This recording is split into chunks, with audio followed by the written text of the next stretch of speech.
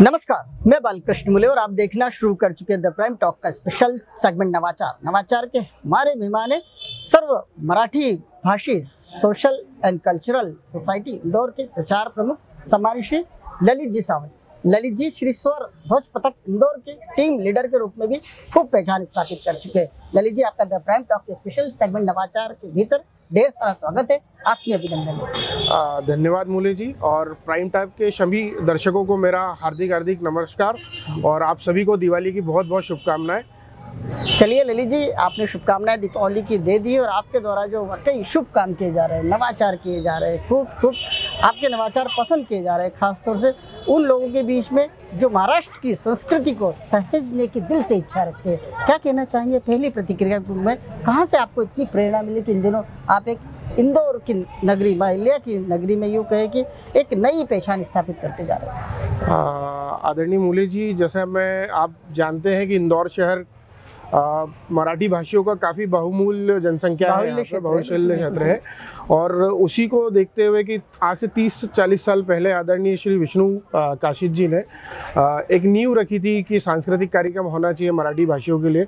काफ़ी सारे कार्यक्रम उन्होंने व्यायामशाला स्थापित करी। अनंत चतुर्दशी पे आपने देखा होगा जो चल समारोह होता है, उस चल समारोह में एक हमारे उनके अखाड़े की भी एक झांकी हुआ करती थी।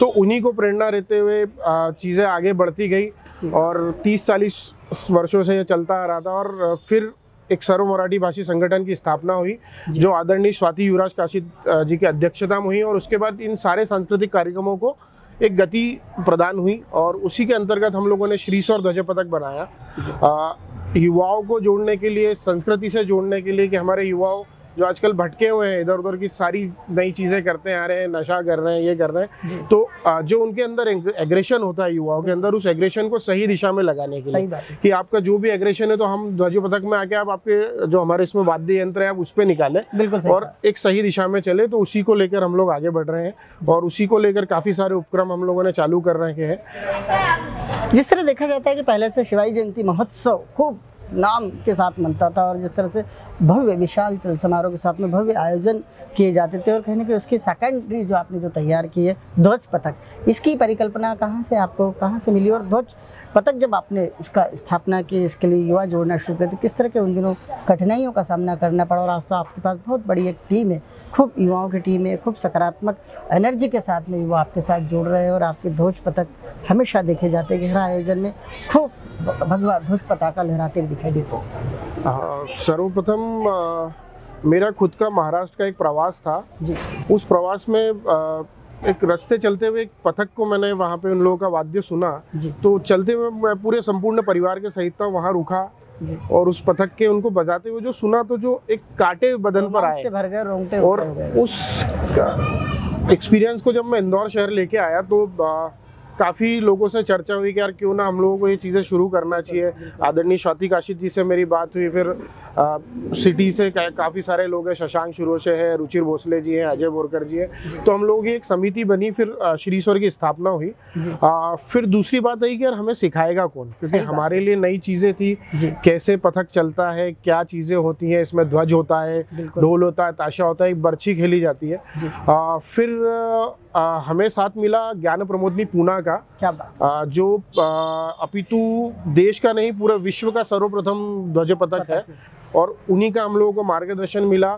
हर सैटरडे संडे पुणे से उन लोगों के 2 लोगों की टीम आती थी जो हमारी पूरी टीम को उन्होंने पथक बजाना सिखाया, संस्कृति सिखाई, कैसे आपको एक सिस्टम में रह के काम करना है, वो सारी चीज़ें हमें ज्ञान प्रमोदनी से मिली, और उनका बहुत आभार रहा कि उन्होंने हम लोगों को मध्य प्रदेश का प्रथम ध्वज पथक बनाने में बहुत सहायता की। क्या बात है, मध्य प्रदेश का प्रथम ध्वज पथक आपके नाम से पहचाना जाता है। कहीं ललित जी इसके पूर्वदा, इसके कहने के संस्थापक सदस्य के रूप में भी हमेशा पहचाने जाएंगे, और आपकी काफ़ी कड़ी मेहनत रही। आपने एक ऐसा काम माहिल्या की नगरी में किया है, सफलतापूर्वक किया है। द प्राइम टॉक आपको इसके लिए ढेर सारी शुभकामनाएं देता है और आपका अभिनंदन भी करना चाहता है कि कहीं ना कहीं जब महाराष्ट्र की कला की बात आती है, महाराष्ट्र के संस्कारों की संस्कृति की बात आती है, कहीं ना कहीं हम पिछड़ते जा रहे थे, कहीं ना कहीं दूर होते जा रहे थे, और कहीं ना कहीं आप जैसे ऊर्जावान व्यक्तित्व ने उसे जोड़ कर रख दिया। कितनी बड़ी टीम है, जोड़ने में कितनी टीम को आपको मशक्कत करनी पड़ी, क्योंकि आपके पास जितने भी युवा हैं, जितनी भी लड़कियां हैं, खूब हायर एजुकेटेड हैं, काफ़ी अनुशासित दिखाई देती है। उनके चेहरे का भाव भी देखो तो ऐसा लगता है कि वाकई संस्कारों से भरी पड़ी हुई है। करीब 80 लोगों की टीम हमारे साथ में है। 15 या 17 लड़कियां हमारे साथ ग्रुप में जुड़ी होगी और जितने भी मेरी टीम के सदस्य हैं सभी लोग हायर एजुकेशन कर रहे हैं, कुछ लोग इंजीनियरिंग कर रहे हैं, कुछ आईएएस की तैयारी कर रहे हैं, कुछ आईपीएस की तैयारी कर रहे हैं। और उसके बाद जो संस्कृति को सही करने की उनकी ललक है वो उनके लिए बहुत हमें शक्ति प्रदान करती है कि यार हम अगर कुछ भी नया करने का उनको बोलते हैं कि यार आपको ये करना है, बिल्कुल करेंगे और अच्छे से करेंगे। बिल्कुल सही कहा आपने कि युवाओं को एक मार्गदर्शन की आवश्यकता होती है और वो मार्गदर्शन आपके माध्यम से दिया जा रहा है। जी बताइए। और फिर उसके बाद जैसे कुछ भी चीज़ें रही हमारी, जैसे हम लोगों ने 3 उपक्रम इसके बाद जब से पथक चालू हुआ है, 1 जून को 19 जून को हम लोगों का प्रथम वर्ष पूर्ण हो गया था जी। ये जुलाई 2020 को। उसके बाद से हम लोगों ने करीब 3 उपक्रम शुरू करे हैं जो संस्कृति से रिलेटेड है। जैसे पहला उपक्रम हमने करा था जिसमें हम गणेश मूर्तियां लेके आए थे, गणपति मूर्तियां लेके आए थे। साड़ू की गणेश मूर्तियां होती है जो काफ़ी मतलब प्रचलित है पूरे महाराष्ट्र में, जो इको फ्रेंडली होती है, आप पानी में डालेंगे वो डिजॉल्व हो जाती है। तो कम स्टॉक लेके आए और उसको बहुत रीजनेबल में लेके आए, क्योंकि हमारे इंदौर शहर में भी काफ़ी जगह वो मूर्तियां बिकती है। पर हम लोगों ने ये करा कि हमें कॉस्टिंग नहीं करना, हमें सिर्फ संस्कृति पहुंचाना है कि यार आप इको फ्रेंडली चीज़ें यूज़ करें, आप पीओपी की मूर्ति आप वो ना करें। और बहुत नॉमिनल रेंज में हम लोगों ने दी और पहला उपक्रम हम लोगों को बहुत अच्छा रिस्पांस मिला लोगों का और काफ़ी लोगों ने उसको सराहा। उसके बाद दूसरा उपक्रम आप देख रहे हैं पीछे की, जैसे दिवाली किला स्पर्धा। इसके पीछे काफ़ी बड़ी कहानी कि शिवाजी महाराज भी जब छोटे बालपन में थे तो उन्हें भी ये छोटे छोटे किले बनाने का बहुत शौक था, तो वो खेल खेल में किले बनाते थे। तो महाराष्ट्र में ये प्रथा सालों से दिवाली पे चली आ रही है। आप हर घर में देखेंगे तो आपको किले बने हुए होंगे और कई राजनेता, कई सोशल टीमें वहाँ पे बड़े स्तर पे किला प्रतियोगिता कराती होती है। और उसी चीज़ को लेते हुए हम लोगों ने एक विचार आया कि यार क्यों ना हम इंदौर में ये करें, दिवाली पे हमारे कम छुट्टी होती है, उस छुट्टियों को हम सही तरीके से यूज़ करें। कि बच्चे आजकल मोबाइल गेम्स और उसमें लगे होते हैं तो नहीं कर पाते। हाँ, उन चीज़ों को हालांकि रचनात्मक गतिविधियों में लगाया और उसका रिस्पॉन्स भी हमें मिला। करीब प्रथम वर्ष के हिसाब से 15 प्रविष्टि हमारे पास आई और उन्होंने काफ़ी सुंदर उसमें किले बनाए हम लोगों की टीम की तरफ से, क्योंकि हम लोग इस स्पर्धा को कराने वाले थे।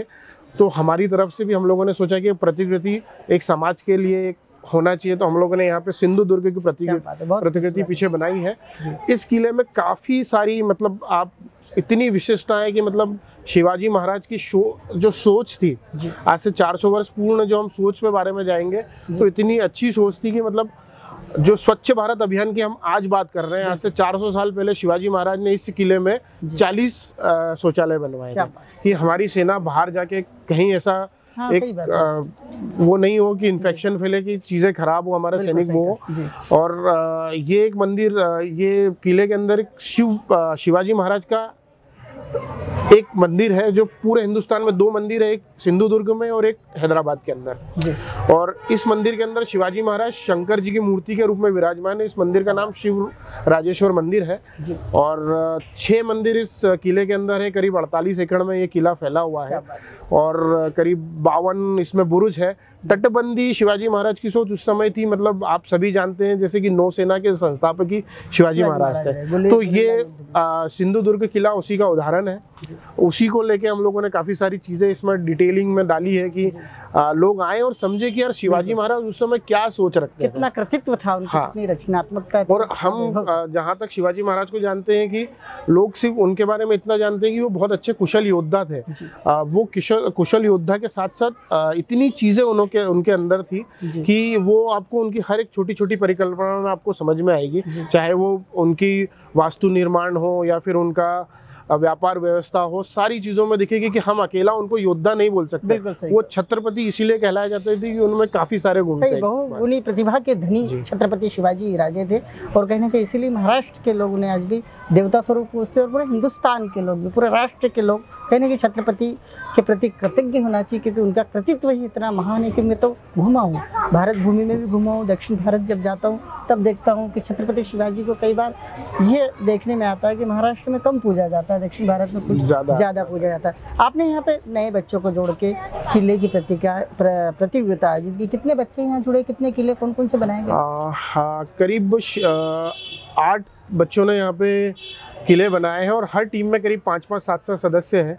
तो आप सोच सकते हैं कि 8 से 7 हम गुणा करते हैं तो कितने लोग हो गए।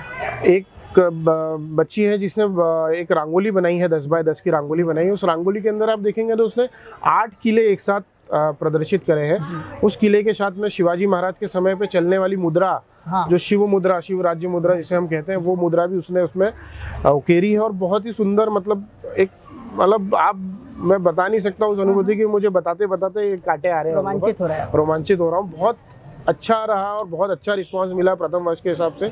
और मुझे लगता है कि अगले साल जब हम इस प्रतियोगिता पे आएंगे तो शायद हम इसको और बड़े लेवल पे ले जाने की कोशिश करेंगे कि लोगों तक और मैसेज जाए कि हमें ये चीज़ें करना चाहिए। बिल्कुल सही कहा ललित जी, आप तो खूब जे रहे छत्रपति शिवाजी महाराज को। क्योंकि मैं आपसे बात कर रहा हूँ तो मैं अभी तक के सामान्य तौर से लेता था कि ललित जी कुछ कर रहे हैं, कुछ नवाचार कर रहे हैं, और इतना कर रहे हैं कि शायद हम भी देखकर अभिभूत हो जाते। लेकिन जब मैं आपसे इंटरव्यू कर रहा हूँ तो मुझे ऐसा लगता है कहीं ना कहीं अब आप शिवाजी को लेकर काफ़ी समर्पित और काफ़ी गहराइयों में उतर चुके हैं। किस तरह के भाव, किस तरह की पुस्तकें उनकी पढ़ रहे हैं आप इन दिनों, जिससे आपका उनका कृतित्व जो आपके भीतर समाते जा रहा है? जी, अभी हम लोगों ने जैसे संगठन के बारे में एक और चीज़ मैं आपको बता देता हूँ कि श्री स्वर ध्वज पथक में हमने एक चीज़ और करी है कि हम वाद्य पथक ना होते हुए हम लोगों ने सांस्कृतिक चीज़ों से हमारी चीज़ों को जोड़ा है।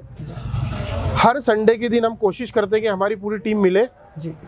हर बच्चे को, हमारी टीम के एक एक सदस्य को हमने बोला गया है कि यार आप एक संडे के दिन आए, शिवाजी महाराज का एक किस्सा आप लेके आए, हम बीच में बैठेंगे और हम उसके बारे में चर्चा करेंगे। क्या बात। तो हम तो वो खुद ही उन्होंने किताब में पढ़ते हैं, कभी बाबा साहब पुरंदरे के यूट्यूब पर वीडियो देखते हैं, शिव चरित्र पढ़ते हैं। उन चीज़ों को निकाल के हम एक एक पर्टिकुलर वाक्य जो वो हुआ है, अफजल खान का वध कैसे हुआ, कैसे शिवाजी महाराज ने मुगलों को चुनौतियां दी, कैसे कैसी चीज़ें वो नीतियां लगाते थे, उन सारी चीज़ों के बारे में हम हर संडे चर्चा करते हैं। और शिवाजी महाराज के विषय में बात करते करते तो मैं आपको कहना चाहूँगा कि हमारे लिए समय की कोई वो पाबंदी नहीं रहती कि जब बात चालू होती है तो वो 1 से 2 घंटे कब चले जाते हैं हमें पता नहीं चलता। बिल्कुल सही कहा। राष्ट्र नायक के बारे में जितनी चर्चा कम की जाए कम ही कहलाएगी जितनी भी चर्चा की जाए। आपके द्वारा काफ़ी युवाओं को, बच्चों को खासतौर से संस्कारों से पाठ दिया गया है। बहुत सारे बच्चे आपने जोड़ लिए ध्वज पथक के माध्यम से, रंगोली प्रतियोगिता के माध्यम से, दिवाली किला प्रतियोगिता के माध्यम से, और आपके आने वाले दिनों में किस तरह के गोल देखे जा सकते हैं? अभी फिलहाल हम लोगों ने एक उपक्रम हम और शुरू करने जा रहे हैं जो शिक्षण के क्षेत्र में होगा, क्योंकि अपितु हमारी 80 लोगों की टीम में काफ़ी लोग हैं जो इंजीनियरिंग कर रहे हैं, IAS IPS की तैयारी कर रहे हैं। तो हमारे पास जगह है शीलनाथ कैंप जो आदरणीय युवराज जी काशिद ने हमें दी, श्री स्वर ध्वज पथक को दे रखी है। तो वहाँ पे काफ़ी बड़ा हॉल है। तो हम लोगों ने आज IAS IPS की पढ़ाई करने जाने के लिए आपको काफ़ी सारी फीस देना होती है, 50,000 1 लाख की फीस होती है। तो हमारे बच्चे जिन जिन सब्जेक्ट में एक्सपर्ट है हम वो सारी चीज़ें हमको फ्री में पढ़ाएंगे। क्या बात। और कोशिश यही रहेगी कि निम्न वर्ग के बच्चों को हम लोग ये शिक्षण प्रदान करेंगे। और अगला हम लोगों का उपक्रम शिव शिक्षण के क्षेत्र पे ध्यान रहने का है और उसी को लेकर हम लोग आगे बढ़ेंगे। क्या बात है। आपके द्वारा ध्वज पथक जो निकाला जाता है, अभी तक कितने आयोजन हो चुके, कहाँ पर शिरकत कर चुके, किस तरह का रिस्पॉन्स है माइले की नगरी में? प्रथम वर्ष के हिसाब से काफ़ी अच्छा रिस्पांस मिला। करीब 14 प्रोग्राम हम लोग इंदौर में आज तक कर चुके हैं ध्वज पथक के माध्यम से, और काफ़ी अच्छी अच्छी जगहों पे। और हम लोगों ने क्राइटेरिया हमारा बना रखा है कि हम लोगों को साल के जो हमारे हिंदू त्यौहार जो है उस त्यौहार पे हम लोगों ने हमारी एक जगह डिसाइड कर रखी है कि वहाँ पे हम लोग हमारे प्रोग्राम फ्री ऑफ कॉस्ट करेंगे और हर साल हम आपको वहीं मिलेंगे। हम लोगों का एक कैलेंडर है जो फिक्स है।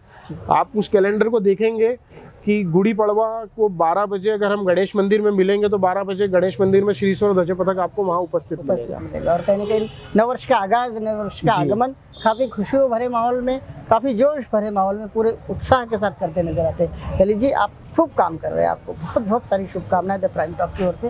क्योंकि जो व्यक्ति नवाचार करता है, मुझे लगता है हर व्यक्ति को ऐसा व्यक्ति एक शख्सियत बतौर दिखा जाता है। कहीं ना कहीं आपने हमसे चर्चा की, हम भी आपके कृतित्व को सुनकर अभिभूत अपने आप को पाते हैं और रोमांच से भर जाते हैं। क्योंकि छत्रपति शिवाजी के नाम पर जो व्यक्ति कृतित्व करता है वो भी कृतित्ववान कहलाता है।